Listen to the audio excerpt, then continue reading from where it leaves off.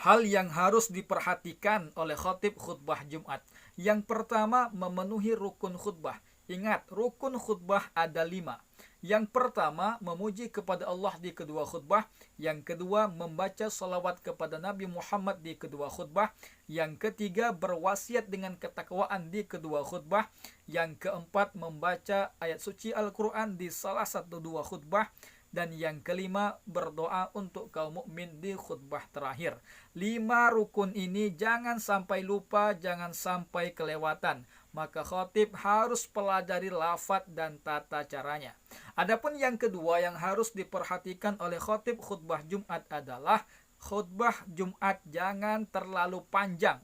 Saya ulangi, khotib jangan terlalu panjang menyampaikan khutbahnya. Jelas ada penggalan sebuah hadis yang berbunyi fa'atilus salata wa qasurul khutbata.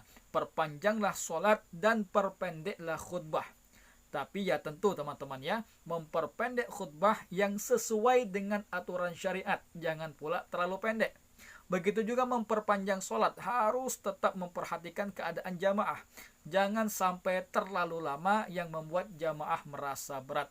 Yang ketiga, hal yang harus diperhatikan oleh khotib khutbah Jumat adalah usahakan intonasi khotib kuat dan semangat.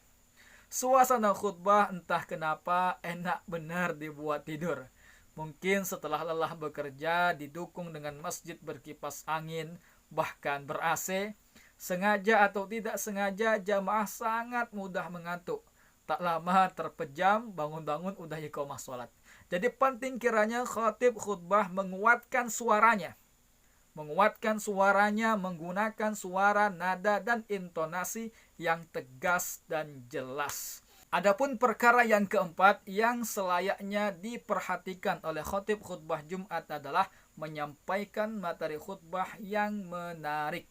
Susunan katanya usahakan natural, memilih kata yang mudah dipahami, dan natural di sini dalam artian tidak terlalu formal, teman-teman. Jangan sampai khutbah seakan-akan membaca artikel. Ini memang butuh kelihayan dalam merangkai kata, butuh jam terbang tinggi.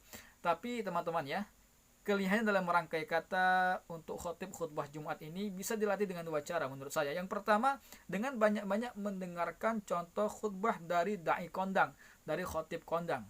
Atau yang kedua, teman-teman bisa dengan membaca sebanyak mungkin buku-buku contoh khutbah. Tapi jangan buku khutbah itu sekadar dibaca atau dibaca ulang gitu aja, jangan.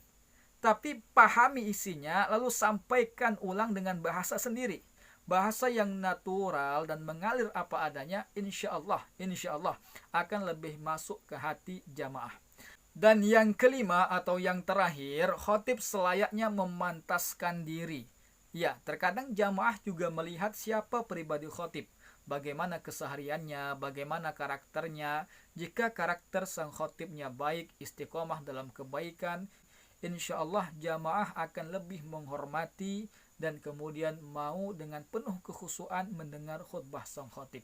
Itulah 5 hal yang menurut saya perlu diperhatikan oleh khotib khutbah Jumat. Semoga bermanfaat.